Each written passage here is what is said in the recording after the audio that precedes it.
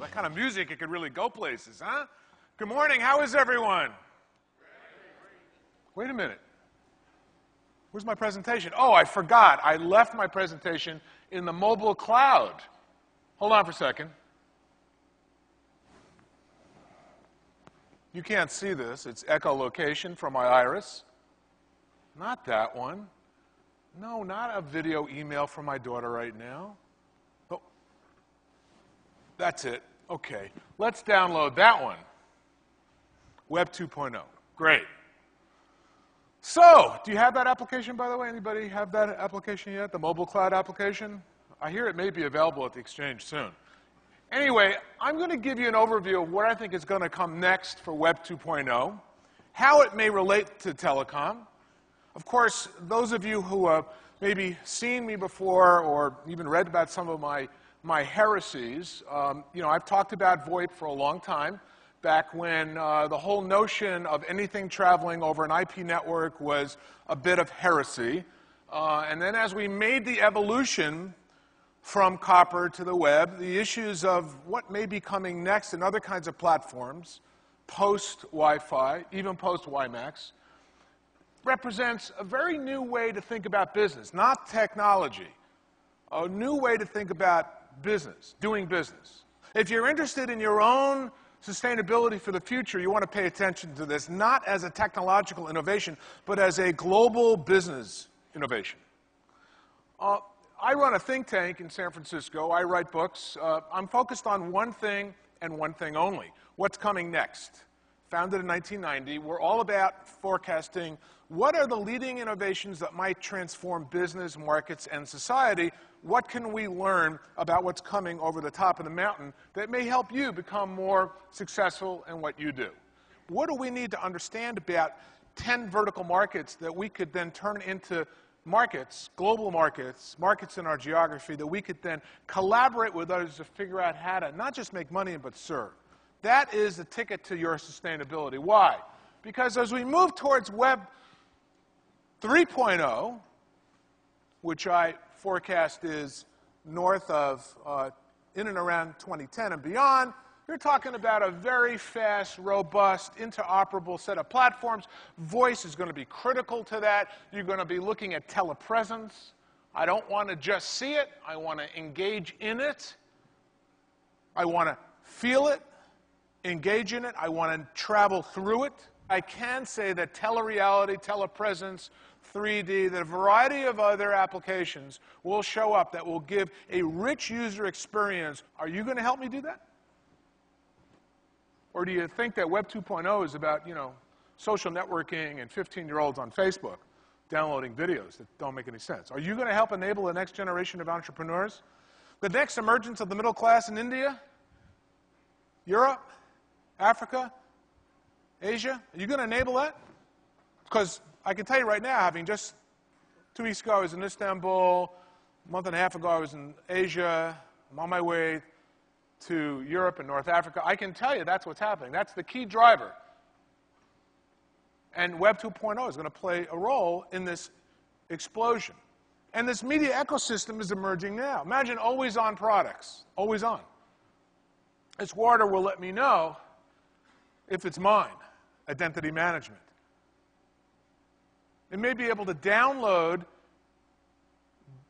nutraceutical biological information packets that will be good for me based on my genomic footprint that's logged in the cloud, of course. To be able to let me know if it is optimized for me, and if so, will it enable me? And the plastic, of course, I'll have a choice. I can interact with this always-on product to be able to let it know, are you ecologically sound? Are you being taken care of? Now, you may say, gee, God, that sounds stupid. Why would you want to do that? Well, you look at the economics. Look at how 90% of consumers in the U.S. and Europe view themselves as green consumers.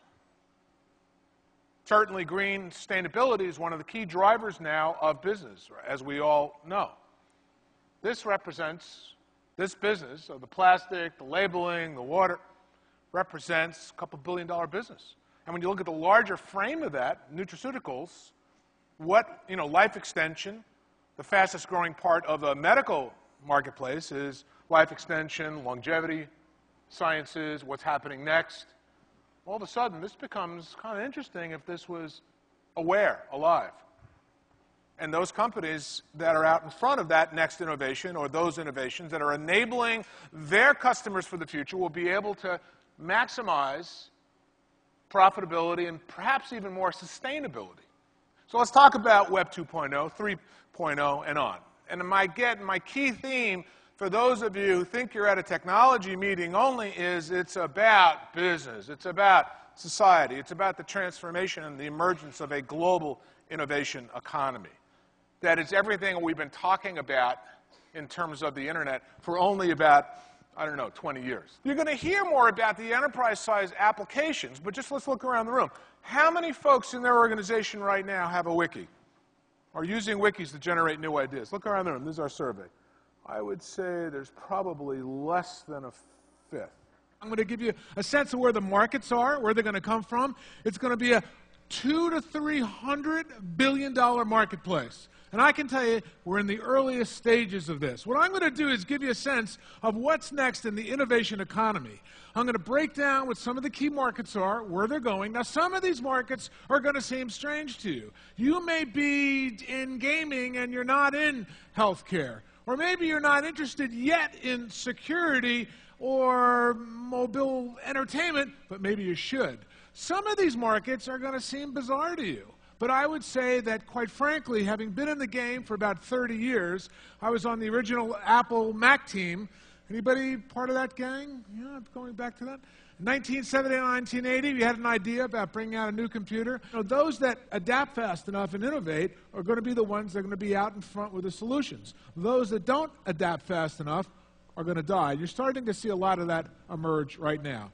And what I mean by the innovation economy really is this fusion of technology. We don't have a good understanding of this, so I've been, in my institute's been kind of shaping models to try to understand how innovation is creating not just personal wealth, how innovation is creating competitive advantage and growing new markets, but also what does this mean in terms of creating entirely new businesses that have never even been conceptualized before. And what does it mean in terms of business, in terms of how you need to be able to, how you need to change to get ready for this onslaught of new emerging demands that are going to come from the marketplace. It's the bits, atoms, neurons, and genes. These are the new building blocks of not just the next level of science, but the next economy, the next industries, where the jobs are going to come from, where the applications and products are going to come from. And some of them are starting to produce tremendous opportunity today, but let me drill down a little bit more on them. And the question is, how agile is your organization to be able to take advantage of this environment? Will you be ready?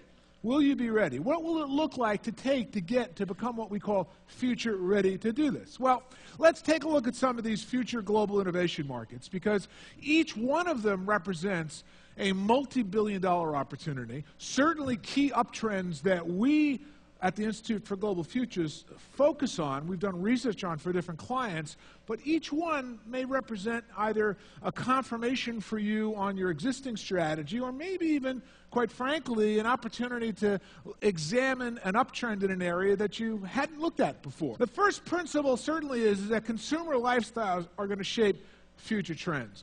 The more you understand how consumers are living differently, how they're operating differently, what their needs and expectations are for this, the better you're going to be at being able to adapt or, in many regards, predict what's coming next. Let's drill down on some of these areas. Certainly the digital home space, we look at it as $80 billion. This is in its infancy.